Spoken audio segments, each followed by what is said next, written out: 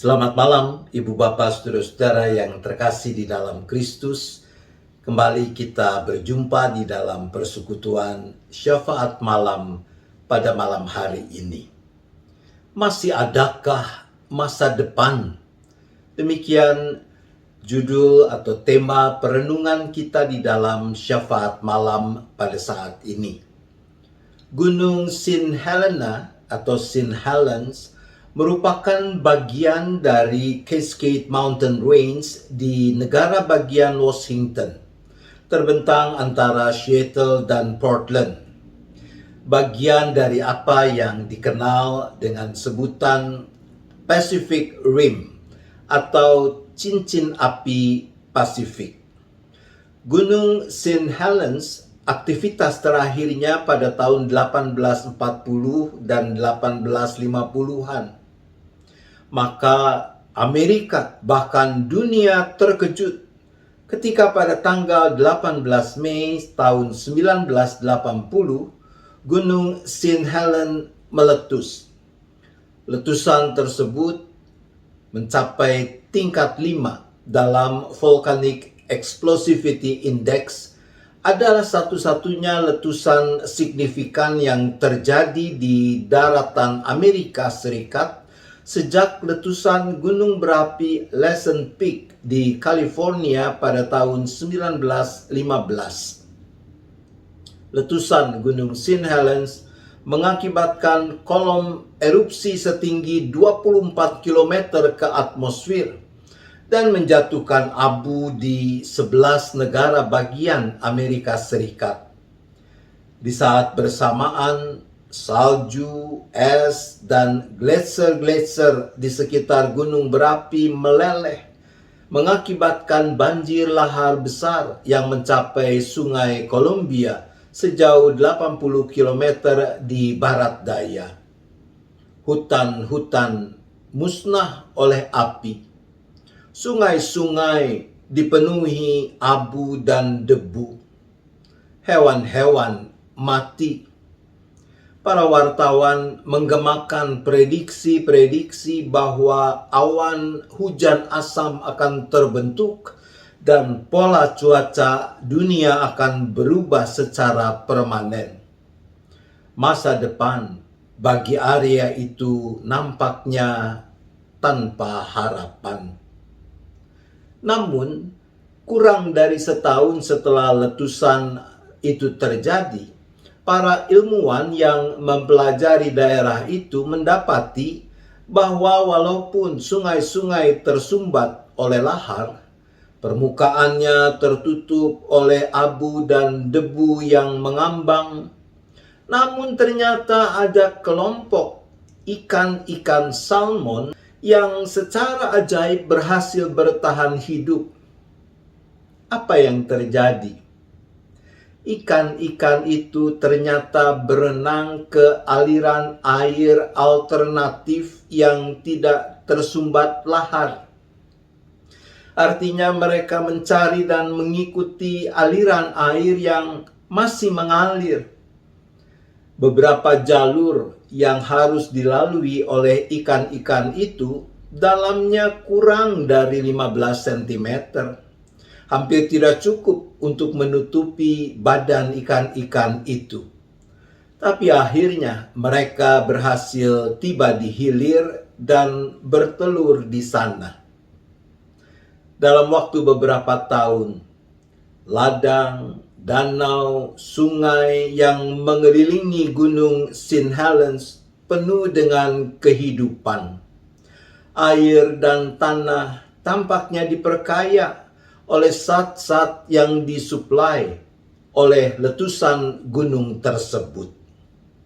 Ibu bapak, saudara-saudara yang terkasih di dalam Kristus, kesulitan, kesukaran, masalah dalam kehidupan ini akan selalu ada. Seperti pandemi yang masih kita harus hadapi ini. Tapi kesukaran, kesulitan tidak akan bertahan untuk selama-lamanya. Mungkin itu adalah cara untuk menunjukkan pada kita bahwa ada jalan lain. Ada cara hidup yang berbeda, yang bukan hanya bisa, tapi juga harus kita tempuh. Seperti yang terjadi dengan ikan-ikan salmon dalam cerita kita. Mungkin itu adalah kesempatan untuk memulai suatu awal yang baru. Tantangan-tantangan dalam hidup ini dapat memperkaya kita dan membuat kita lebih kuat, lebih tangguh menapaki masa depan. Seperti dikatakan dalam Amsal 23 ayat 18, karena masa depan sungguh ada dan harapanmu tidak akan hilang. Kunci agar kita mampu memaknai kesulitan sekarang ini sebagai kesempatan membangun fondamen untuk menyambut masa depan adalah apa yang dikatakan di dalam ayat 19 dari Amsal 23. Demikian, hai anakku, dengarkanlah dan jadilah bijak, tujukanlah hatimu ke jalan yang benar. Kalau hikmat Allah memungkinkan ikan-ikan menemukan jalan keluar untuk masa depan yang lebih baik, terlebih lagi kita manusia yang diciptakan menurut gambar dan rupa Allah. Marilah kita bertekun mendengarkan, yaitu menyimak dengan sungguh-sungguh firman-Nya, dan menunjukkan hati kita hanya pada jalan kebenaran-Nya. Niscaya kita akan menjadi semakin bijak dalam menyikapi perubahan yang kita alami dalam kehidupan ini. Tuhan menolong kita. Amin.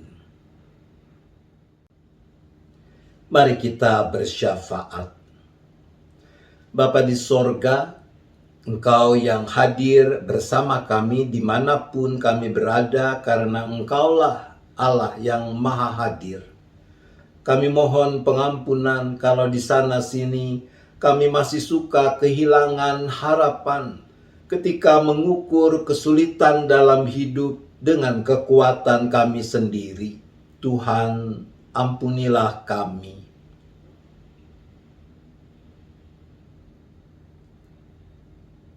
Ya Bapa, berilah kami kekuatan, hikmat, agar kami mau dan mampu selalu mendengarkan firman Tuhan, menunjukkan hati ke jalan yang benar, mengarahkan hidup hanya kepada Tuhan, agar kami menjadi semakin bijaksana dalam menyikapi segala perubahan dalam kehidupan, khususnya kesusahan yang kami alami. Untuk itu kami mohon,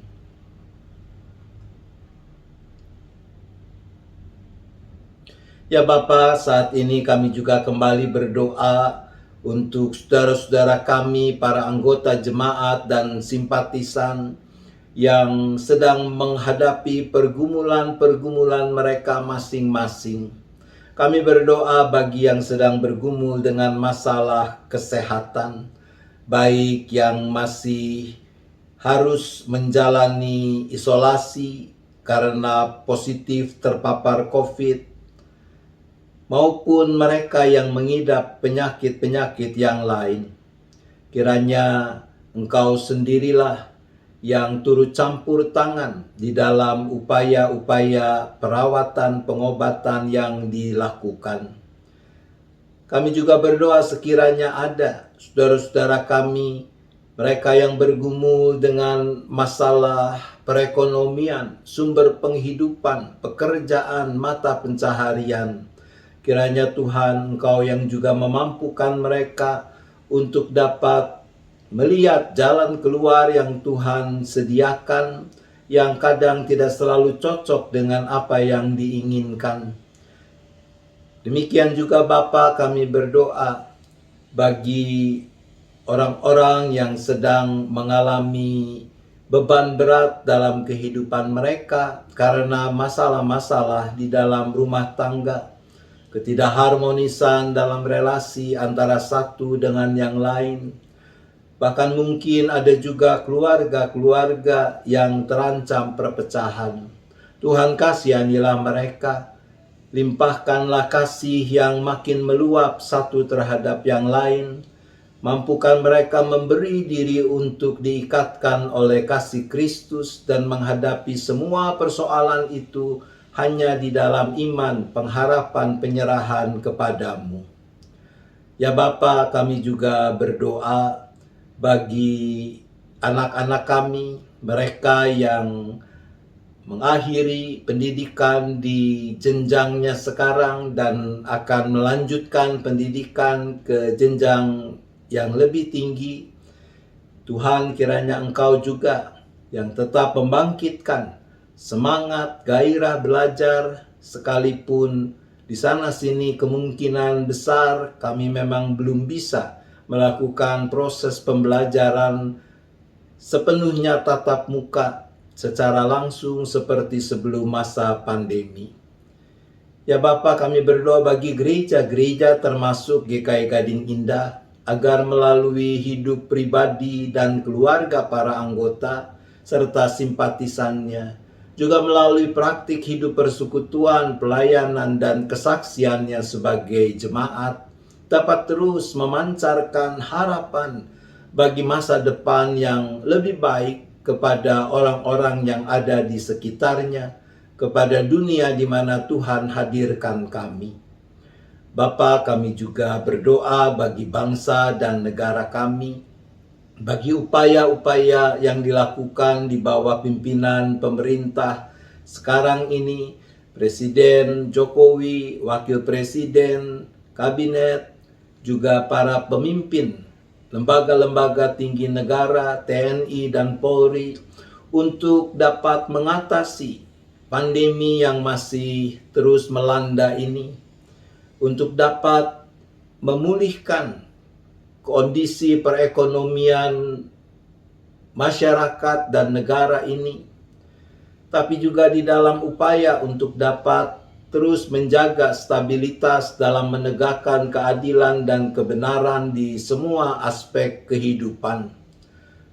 Bapa di sorga, kiranya Engkau sendirilah yang terus menopang, yang terus memberikan hikmat, kekuatan, kesungguhan kepada para pemimpin di negeri ini untuk mau memberi diri menjadi hamba-hamba Tuhan yang baik. Ya Bapa, sebentar kami akan beristirahat. Maka seperti Tuhan yang sudah menyertai kami sepanjang hari ini, kiranya Bapa jugalah yang tetap memeliharakan kami di dalam istirahat sepanjang malam ini. Kami boleh tidur dengan nyenyak, jauh dari segala mara bahaya, malapetaka, dan kami boleh menyambut hari baru esok dalam keadaan yang lebih baik untuk terus memuliakan nama Tuhan. Terima kasih Bapa, kami memohon hanya di dalam nama Tuhan Yesus Kristus. Amin. Selamat malam Ibu Bapak Saudara-saudara. Selamat beristirahat. Tuhan tetap beserta kita.